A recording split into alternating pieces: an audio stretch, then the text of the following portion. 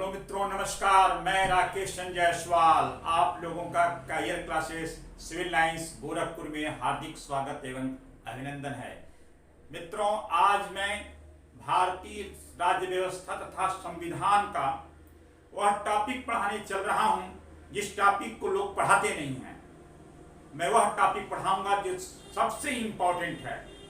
प्रश्न आने पर जवाब दे पाना संभव नहीं हो पाता है, लेकिन मैं आज ऐसा धमाकेदार प्रस्तुति करने वाला हूं कि आप सारे प्रश्नों का उत्तर फटाफट दे देंगे। तो आइए शुरुआत करते हैं। ब्रिटिश कालीन भारत का संवैधानिक विकास।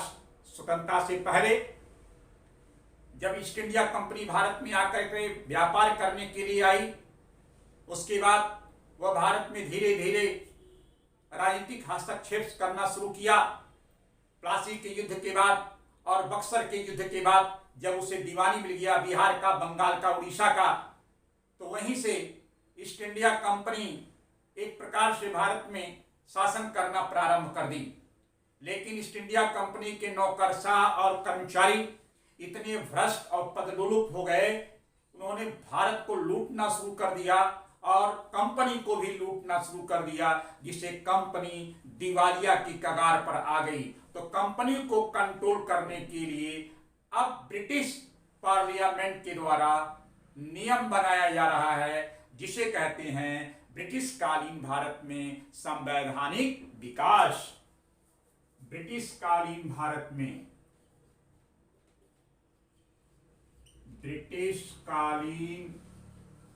भारत में संवैधानिक विकास बहुत ही इंपॉर्टेंट है और आप लोगों को इसको पढ़ना है। तो ब्रिटिश कालीन भारत में संवैधानिक विकास में वो सारे अधिनियम मैं आपके सामने रखना चाहता हूं और फिर उस पर प्रश्न और उत्तर का कार्यक्रम प्रारंभ होगा। तो पहला संवैधानिक विकास वर्ष 1773 में आया। रेगुलेटिंग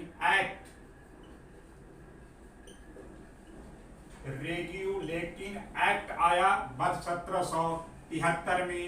यह पहला अधिनियम था ब्रिटिश पार्लियामेंट के द्वारा पारित करके ईस्ट इंडिया कंपनी को रेगुलेट किया गया। दूसरा था वर्ष 1774 का पिट्स इंडिया एक्ट,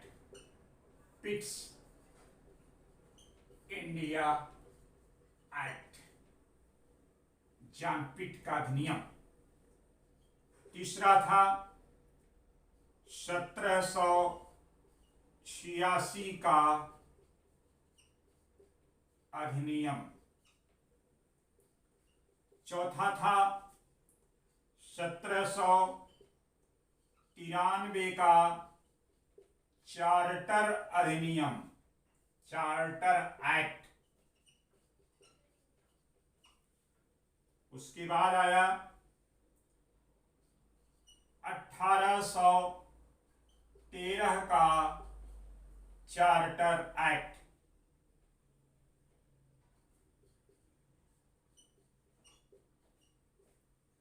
फिर आता है छठवां 1833 का चार्टर एक्ट। फिर सातवां 1853 का चार्टर एक्ट। फिर आठवां 1858 का भारतीय शासन अधिनियम, जिसे हम लोग महारानी का घोषणा पत्र के नाम से जानते हैं। उसके बाद नौवां है, बहुत इंपॉर्टेंट 1861 का भारतीय परिषद अधिनियम, इंडिया काउंसिल एक्ट 1861। 10वां है 1892 का भारतीय परिषद अधिनियम, इंडिया काउंसिल एक्ट 1892। उसके बाद फिर आता है 11वां 1909 का मार्ले मिंटो सुधार अधिनियम। फिर आता है 12वां 1919 का अधिनियम को कहते हैं मॉन्टेग्यू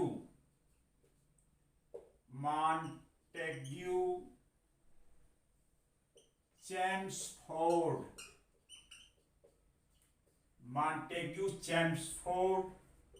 सुधार अधिनियम।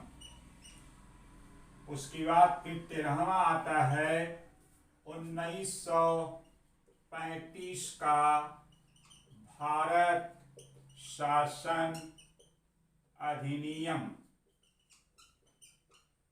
या भारत सरकार अधिनियम, भारत शासन अधिनियम या भारत सरकार अधिनियम। उसके बाद 14वां क्रिप्स मिशन योजना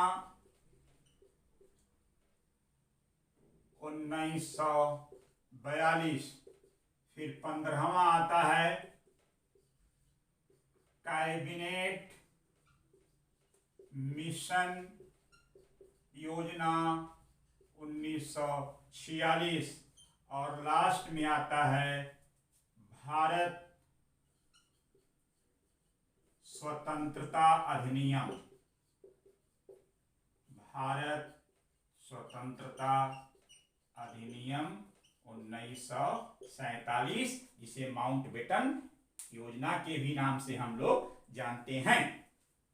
ये है ब्रिटिश कालीन भारत का संवैधानिक विकास। हर परीक्षा में प्रश्न आता है, उत्तर गायब हो जाता है, लेकिन मैं ये 16 अधिनियम आपके सामने ऐसा शानदार तरीके से प्रस्तुत करूंगा कि आपको फटाफट समझ में आ जाएगा और फटाफट याद हो जाएगा, और इससे संबंधित सारे क्वेश्चन आप चुटकियों में हल कर सकते हैं। तो आइए, सारे अधिनियम हमने आपके समक्ष प्रस्तुत कर दिया, अब उस पर प्रश्न और उत्तरी कार्यक्रम शुरू करते हैं। तो सवाल यहां ये उठता है कि जब 1773 में रेगुलेटिंग एक्ट आया तो उसमें क्या क्या था, रेगुलेटिंग एक्ट में क्या क्या था। सुनिए, रेगुलेटिंग एक्ट में पहला था बंगाल के गवर्नर को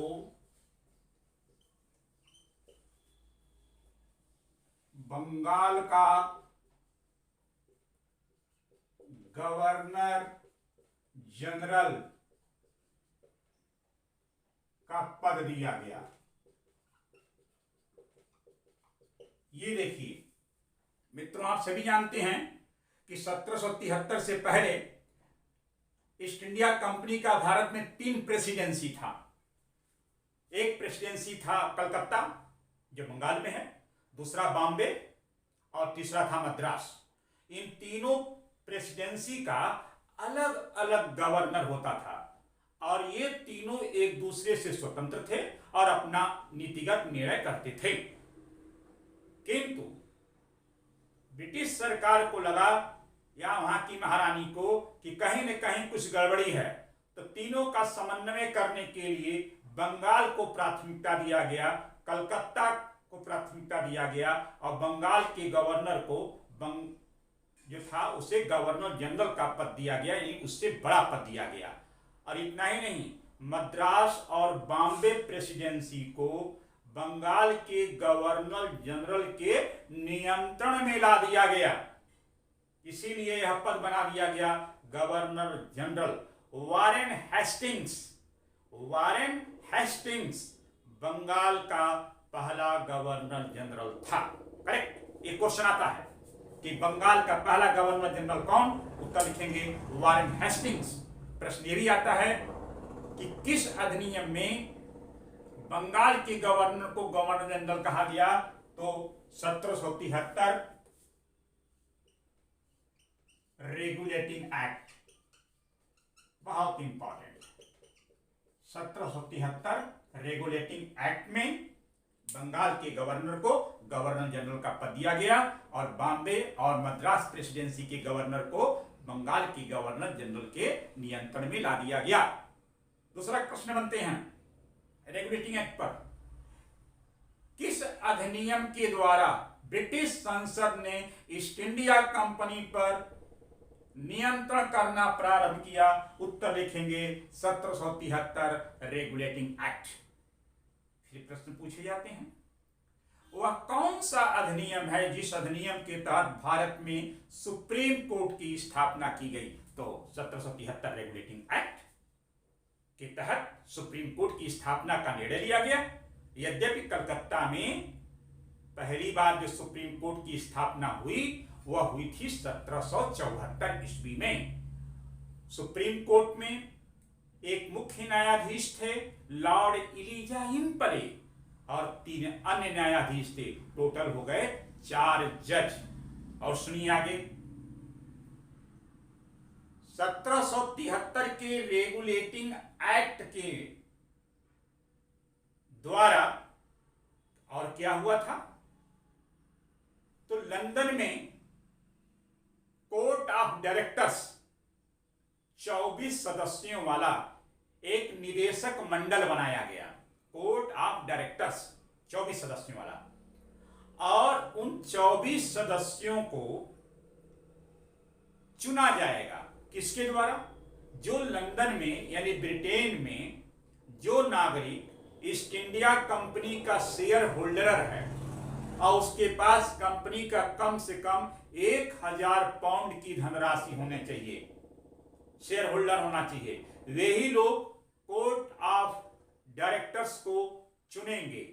और वह 24 सदस्यों वाला कोर्ट ऑफ डायरेक्टर्स भारत में ईस्ट इंडिया कंपनी को गाइड करेगा, दिशा निर्देशित करेगा। तो यह एक बहुत बड़ा परिवर्तन हुआ था जो है।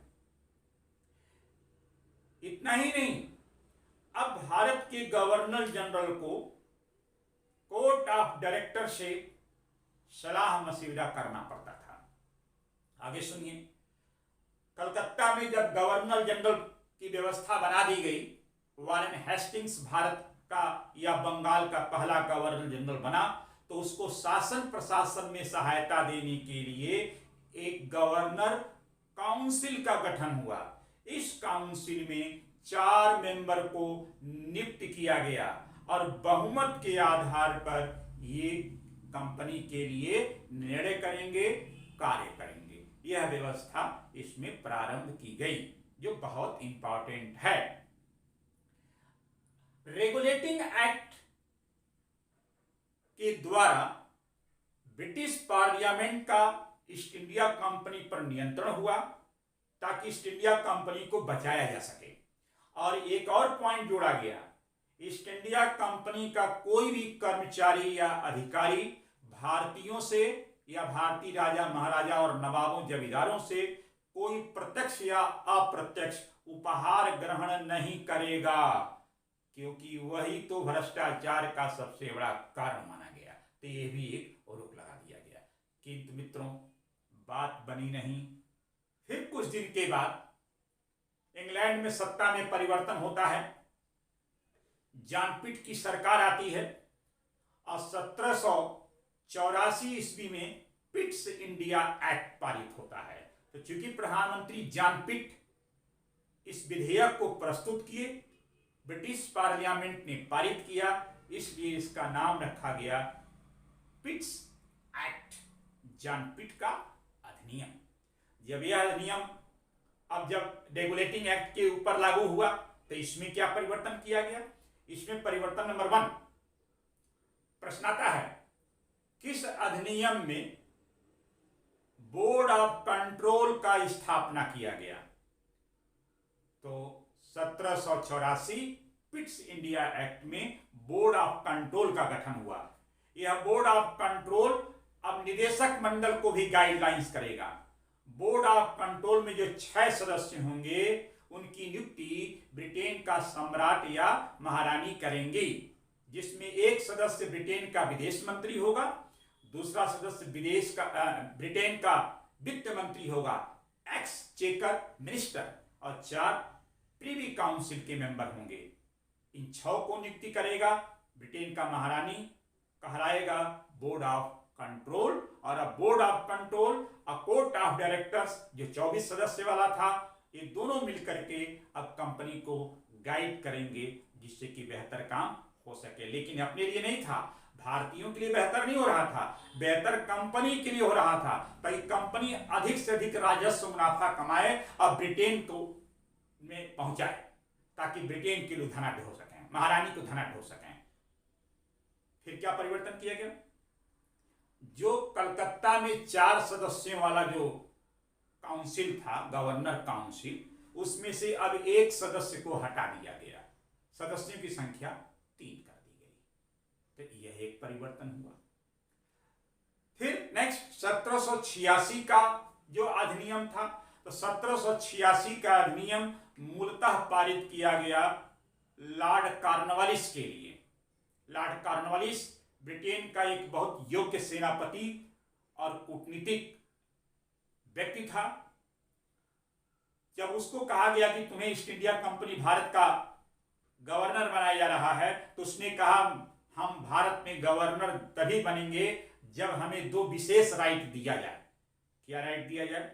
नंबर 1, उसने कहा हमें मुख्य सेनापति, चीफ कमांडर का राइट मिलना चाहिए, और दूसरा इसने कहा हमें अपने गवर्नर परिषद के बहुमत के अगेंस्ट हमें निर्णय लेने की स्वतंत्रता होनी चाहिए, क्योंकि हो सकता है कि हमारे निर्णय से गवर्नर काउंसिल सहमत ना हो, तो मैं इनके निर्णय को दरकिनार करना चाहता हूं और मेरा निर्णय मानना जाना चाहिए। तो अगर ये 2 राइट ब्रिटिश पार्लियामेंट हमें दे तो हम भारत जाने के लिए तैयार हैं। तो अंततः ब्रिटिश पार्लियामेंट ने यह 2 अधिकार को देने के लिए 1786 का एक्ट पारित किया, और यह दोनों अधिकार लॉर्ड कॉर्नवालिस को मिला, और वह भारत का गवर्नर जनरल बन करके आया। तो वह भारत का नहीं था, बंगाल का गवर्नर जनरल था, क्योंकि 1786 पूरा भारत अब ईस्ट इंडिया कंपनी के दायरे में नहीं था। लेकिन बंबई, मद्रास और कलकत्ता प्रेसिडेंसी या उसके तहत आने वाली जो भूभाग थे, जो भारतीय प्रदेश थे, उसका वह गवर्नर जनरल बना। इसीलिए कहा था बंगाल का गवर्नर जनरल। भारत का गवर्नर जनरल 1833 के अधिनियम में आता है। अभी हम उसके आगे चर्चा करते हैं। तो यह एक परिवर्तन किया गया।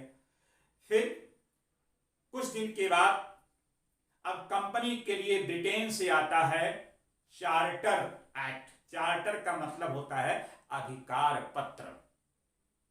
तो 1793 में चार्टर एक्ट आता है, और यह चार्टर एक्ट 20 वर्षों के लिए दिया जाता था ब्रिटिश संसद के द्वारा कंपनी को। तो भारत में प्रश्न आएगा, भारत में पहली बार चार्टर एक्ट कब आया?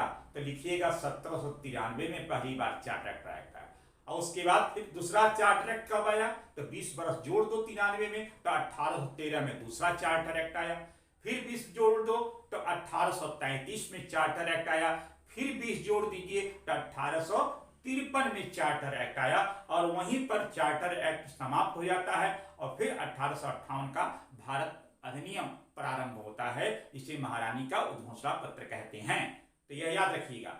अब 1793 का जो चार्टर एक्ट था उसकी क्या विशेषता थी, उस पर कैसे प्रश्न बनते हैं? तो प्रश्न बनेंगे, ब्रिटिश कालीन भारत का पहला चार्टर एक्ट, उत्तर लिखेंगे 1793 का चार्टर।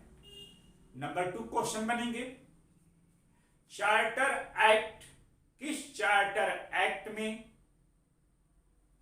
ईस्ट इंडिया कंपनी के नौकरशाहों को भारतीय कोष से वेतन देना प्रारंभ हुआ, तो उत्तर लिखेंगे 1793 का चार्टर एक्ट। और फिर तीसरा, यह कितने वर्ष के लिए था, उत्तर लिखिएगा 20 वर्ष के लिए। केवल एक ही विशेषता थी जो है। फिर उसके बाद 1813 का चार्टर एक्ट, बहुत ही महत्वपूर्ण। 1813 के चार्टर एक्ट के द्वारा कंपनी को पुनः भारत में 20 वर्षों के लिए चार्टर प्रदान कर दिया गया, अधिकार प्रदान कर दिया गया। नंबर 2, इसी अधिनियम के द्वारा भारतीयों को साहित्य, कला और शिक्षा के विकास के लिए कंपनी के बजट से 1 लाख रुपए का धनराशि सुनिश्चित किया गया। तो प्रश्न बनता है, भारतीयों के साहित्य, कला, शिक्षा के विकास के लिए किस चार्टर एक्ट में 1 लाख रुपए का प्रावधान किया गया, तो लिखिएगा 1813 का चार्टर एक्ट। फिर प्रश्न बनता है कि किस चार्टर एक्ट में ईसाई मिशनरियों को अनुमति लेकर के भारत में प्रचार प्रसार करने का अधिकार मिला, उत्तर लिखेंगे 1813 का अधिनियम चार्टर एक्ट। यानी 1813 के चार्टर एक्ट के द्वारा ईसाई मिशनरियों को भारत में अनुमति के साथ आने का अधिकार मिला, और अनुमति तो मिलना ही था, इसमें तो कोई इब्बत नहीं था। तीसरा, किस चार्टर एक्ट के द्वारा कंपनी के व्यापारिक एकाधिकार पर नियंत्रण लगाया गया, उत्तर लिखेंगे 1813 का चार्टर एक्ट। ध्यान सुनिएगा, 1813 के चार्टर एक्ट में कंपनी के व्यापारिक गतिविधियों पर विराम लगाया गया। केवल चाय और चीन के साथ व्यापार का एकाधिकार कंपनी करेगी और शेष व्यापारिक एकाधिकार को समाप्त कर दिया गया। और भविष्य में कंपनी से कहा गया, अब आप सिर्फ राजनीतिक कार्य ही करेंगे। चूंकि ब्रिटेन की जनता अपने महारानी से, ब्रिटिश पार्लियामेंट से मांग कर रही थी कि हमें भी डायरेक्ट भारत में व्यापार करने की अनुमति दी जाए, सिर्फ कंपनी को क्यों, इसलिए यह चार्टर एक्ट आया। तो जब कंपनी के व्यापारिक एकाधिकार पर प्रतिबंध लगा दिया गया, तो वह अब व्यापारिक कार्य ब्रिटेन के सभी नागरिकों को भारत में प्रदान कर दिया गया और भारत का शोषण होना प्रारंभ हुआ। देखिए किस प्रकार से ब्रिटेन की पार्लियामेंट, ब्रिटेन की महारानी, ईस्ट इंडिया कंपनी कितनी नियोजित तरीके से भारतीयों का शोषण कर रही है। लेकिन चूंकि सब लिखित रूप में है, यही तो पढ़ करके हमारे देश के महान नेताओं ने अंग्रेजों के विचारों को समझ करके उनके प्रति अपनी रणनीति तैयार की, जिसमें विशेष करके Dadabhai Naoroji, the grand old man of India, economic drain policy, उन्होंने यही प्रस्तुत किया था जो है। अब आगे सुनिए, 1813 के चार्टर एक्ट ब्रिटेन के नागरिकों को भारत में आकर के व्यापार करने का अधिकार मिला और भारतीयों की तरक्की नहीं हुई, भारतीयों का शोषण होना प्रारंभ हुआ। लेकिन हमारे देश के लोग इतने काबिल तो थे नहीं उस समय, हमारे राजा रजवाड़े किसका विरोध कर सकें, उनकी हिम्मत नहीं थी, और इतने ज्ञान था। अब आगे सुनिए, 1833 का चार्टर एक्ट। 1833 के चार्टर एक्ट में कंपनी की चाय और चीन के साथ जो एकाधिकार चल रहा था, अभी भी दो व्यापार कर रहे थे, वो अभी समाप्त कर दिया गया। अब कंपनी 1833 से सिर्फ भारत में राजनीतिक कार्य करेगी और व्यापारिक गतिविधियां उनका छीन लिया गया, समाप्त कर दिया गया। नंबर 2, ईसाई मिशनरी जो अनुमति लेकर के 1813 के चार्टर एक्ट में भारत आते थे, अब वह अनुमति लेने की व्यवस्था भी समाप्त कर दी गई। अब धड़ल्ले से आना शुरू कर दिए। ब्रिटेन के लोग भारत में न सिर्फ खुलेआम व्यापार करेंगे, अपितु भारत में भूमि, लैंड भी खरीदेंगे। 1833 के चार्टर एक्ट में उनको यह राइट दिया गया। आगे सुनिए, इसी एक्ट में बंगाल के गवर्नर जनरल को भारत का गवर्नर जनरल बनाने का प्रावधान कर दिया गया। तो प्रश्न बनते हैं कि किस चार्टर एक्ट में बंगाल का गवर्नर जनरल अब भारत का गवर्नर जनरल होगा। उत्तर लिखेंगे 1833 का चार्टर एक्ट। तो फिर सवाल उठता है कि भारत का पहला गवर्नर जनरल कौन बना? विलियम बेंटिंग, यह भारत का पहला गवर्नर जनरल बना। और आगे सुनिए, इसी चार्टर एक्ट में गवर्नर जनरल की काउंसिल में एक चौथा सदस्य जोड़ दिया गया जो विधि सदस्य होगा, और वह बना लॉर्ड मैकाले, दुष्ट मैकाले, जिसने भारत की शिक्षा नीति को बदल दिया, जिसने भारतीयों के ऊपर जबरन अंग्रेजी थोप दिया, जिसने पुलिस अधिनियम बनाया लॉर्ड मैकाले ने, जिसने इंडियन पिनल कोड भारतीय दंड संहिता का निर्माण किया। और आज भी भारत का पुलिस डिपार्टमेंट, पुलिस एक्ट, भारतीय दंड संहिता अधिनियम और पाश्चात्य शिक्षा अधिनियम उसी लॉर्ड मैकाले की देन है, जो 1833 में आया और भारत को रौंद दिया अपने विवेक, बुद्धि और विचारों से, और आज तक भारत उससे निकल नहीं पाया। लॉर्ड मैकाले जब भारत से जा रहा था इंग्लैंड, तो उसने मजाक में लिखा है कि आज नहीं तो कल भारतीय हमें खदेड़ेंगे, और आज नहीं तो कल हम इंग्लैंड वाले भारत को छोड़ेंगे, लेकिन जब तक भारत के लोग रहेंगे हमें याद करते रहेंगे कि वह ऐसा 3 ठो काम करके गया। याद रखिएगा, पाश्चात्य शिक्षा प्रणाली, अंग्रेजी शिक्षा प्रणाली भारत में लागू किया जो आज तक चल रहा है, पुलिस अधिनियम बनाया उसने, और भारतीय दंड संहिता बनाया उसने जो आज तक जारी है, जबकि वह महज एक विधि सदस्य के रूप में आया था विलियम बेंटिंग के समय। और एक और क्वेश्चन आता है, किस अधिनियम में भारत में दास प्रथा को समाप्त कर दिया गया? तो 1833 के अधिनियम के द्वारा भारत में दास और दासत्व की प्रथा को समाप्त करने का अधिनियम बनाया गया।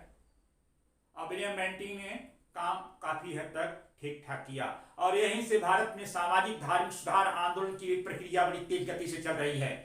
खास करके राजा राम मोहन राय, आप सभी जानते हैं राजा राम मोहन राय विलियम बेंटिंग के साथ मिलकर के भारत में सती प्रथा का अंत कराया, और उसके बाद तो सिलसिला प्रारंभ हो गया सामाजिक परिवर्तन का, धार्मिक परिवर्तन का। वो अलग से हम चैप्टर पढ़ाएंगे आपको। उसके बाद एक पॉइंट और जोड़ा गया, इसी अधिनियम में यह प्रावधान कर दिया गया, किसी भी भारतीय को उसके नस्ल, रेस, प्रजाति, जाति, वर्ग, धर्म, लिंग, भाषा इत्यादि के आधार पर कंपनी के सरकारी नौकर बनने के लिए उसे अयोग्य नहीं माना जाएगा। यह भी एक इसमें महत्वपूर्ण प्रश्न बनता है, यह उत्तर जानते रहिएगा।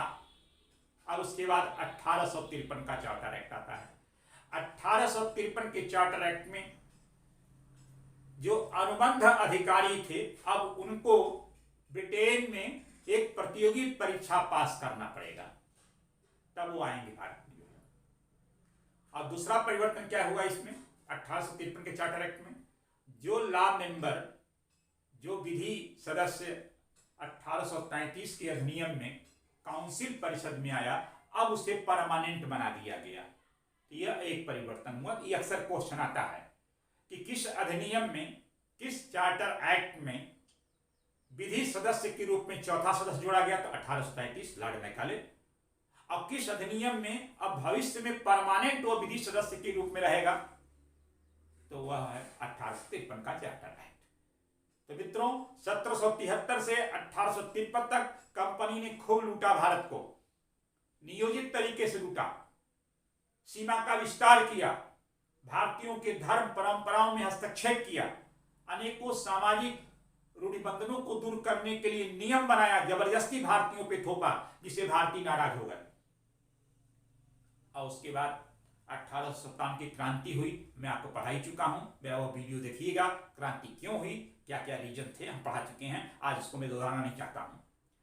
अब क्रांति के बाद बहुत बड़ा परिवर्तन होता है इस देश में, और उसके लिए ब्रिटिश महारानी भारत में भारत शासन अधिनियम बना के भेजती हैं, जिसे हम लोग महारानी का उद्घोषणा पत्र कहते हैं। 1858 उस समय भारत का गवर्नर जनरल था लॉर्ड कैनिंग। यह 1858 का अधिनियम इलाहाबाद में पढ़ा गया, जिसमें कहा गया नंबर 1, भारत में ईस्ट इंडिया कंपनी के शासन का अंत किया जाता है। अब भारत का शासन ब्रिटिश महारानी करेंगी। यह पहला प्रश्न आता है। दूसरा प्रश्न आता है कि किस अधिनियम में गवर्नर जनरल पद समाप्त करके उसके जगह पर वायसराय लाया गया? तो 1858 का अधिनियम। इस अधिनियम में गवर्नर जनरल का नाम बदल करके वायसराय कर दिया गया। इसका मतलब व्यक्ति एक ही है, पद 2 हो गया। जब वह व्यक्ति कंपनी के लिए काम करेगा तो गवर्नर जनरल कहलाएगा, और जब महारानी का प्रतिनिधित्व भारत में करेगा तो वायसराय कहलाएगा। तो लॉर्ड कैनिंग भारत का पहला वायसराय बनता है और अंतिम गवर्नर जनरल है वो। नेक्स्ट क्वेश्चन बनेगा इस पर, किस अधिनियम में भारत में गवर्नर जनरल की सत्ता का अंत कर दिया? तो 1858 का अधिनियम। अब गवर्नर जनरल का सत्ता शासन का अंत कर दिया गया। अब भारत में कंपनी के ऊपर शासन करेगा 15 सदस्यीय इंडिया काउंसिल, जो लंदन में बनेगा, भारत परिषद, और इसका प्रमुख होगा भारत सचिव, और इनके द्वारा महारानी अब भारत में शासन करेंगी। यह बहुत बड़ा परिवर्तन हुआ। कोर्ट ऑफ डायरेक्टर्स और बोर्ड ऑफ कंट्रोल को हमेशा के लिए समाप्त कर दिया गया। अब उसके जगह पर इंडिया काउंसिल और भारत सचिव काम करेगा। वही भारत सचिव आगे चल करके भारत मंत्री बनता है। तो आप अंदाजा लगाइए कि भारत इंग्लैंड के लिए कितना इंपॉर्टेंट था। तो प्रश्न बनता है, किस अधिनियम में इंडिया काउंसिल का गठन हुआ? 1858 का अधिनियम। काउंसिल में कितने मेंबर थे? 15। इसके प्रमुख को क्या कहते थे? भारत सचिव। यह आगे चल करके कौन सा मंत्री बना? भारत मंत्री बना। किस अधिनियम में court of directors, board of control को समाप्त कर दिया गया? उत्तर लिखेंगे 1858 का अधिनियम। किस अधिनियम के द्वारा भारत में वायसराय का पद बनाया गया? 1858 का अधिनियम। किस अधिनियम में गवर्नर जनरल का पद समाप्त कर दिया गया? 1858 का अधिनियम। भारत का पहला वायसराय कौन बना? Lord Canning. महारानी का उद्घोषणा पत्र किस अधिनियम कहते हैं? 1858 के अधिनियम को। यह अधिनियम भारत में कहां पर पढ़ा गया? इलाहाबाद अर्थात प्रयागराज में पढ़ा गया। किसके द्वारा पढ़ा गया? लॉर्ड कैनिंग के द्वारा पढ़ा गया। और एक बात और, यह भी कहा गया भारत की जनता हमारी गुलाम नहीं है, हमारी प्रजा है। अब प्रजा के कल्याण के लिए महारानी काम करेंगी। यह भी कहा गया इस अधिनियम में भारत की जितनी भी देसी रियासत, राजा रजवाड़े, नवाब, जमींदार, उन सभी का सम्मान होगा। भारतीय धर्म परंपराओं में, तीज त्योहारों में अब कंपनी हस्तक्षेप नहीं करेगी। यह एक परिवर्तन हुआ था। तो यह था आपका 1773 के रेगुलेटिंग एक्ट से 1858 के शासन का अधिनियम तक। और दूसरा इस पे हम चैप्टर शुरू करेंगे कल या नेक्स्ट वीडियो में 1861 के इंडिया काउंसिल से लेकर के 1947 भारत शासन अधिनियम, भारतीय स्वतंत्रता अधिनियम, माउंटबेटन योजना। इस पे होगा आपसे ढेरों सारे प्रश्न उत्तरी कार्यक्रम, और फिर देखिएगा आप इतना एक्सपर्ट हो जाएंगे। मित्रों, यदि मेरी बात आपको समझ में आई, मेरे कंटेंट समझ में आ रहे हैं, मेरे तथ्य विचार आपको समझ में आ रहे हैं, तो आपसे मैं अपील करता हूं अधिक से अधिक आप हमें लाइक करें, सब्सक्राइब करें, फिर मजा देखिए। लगातार आपको एक से एक बेहतर नॉलेज में देता रहूंगा। और ऐसे बिना देखे, शेष तो देख देख के पढ़ाते हैं, मैं तो धारा प्रवाह हूं आपके लिए, और आपको मैं अपने से भी ज्यादा धारा प्रवाह बना दूंगा। बस हिम्मत न हारिए। कौन कहता है आसमान में सुराख नहीं हो सकता? कौन कहता है आसमान में सुराख नहीं हो सकता? एक पत्थर जरा तबीयत से उछालो तो यार। Thank you.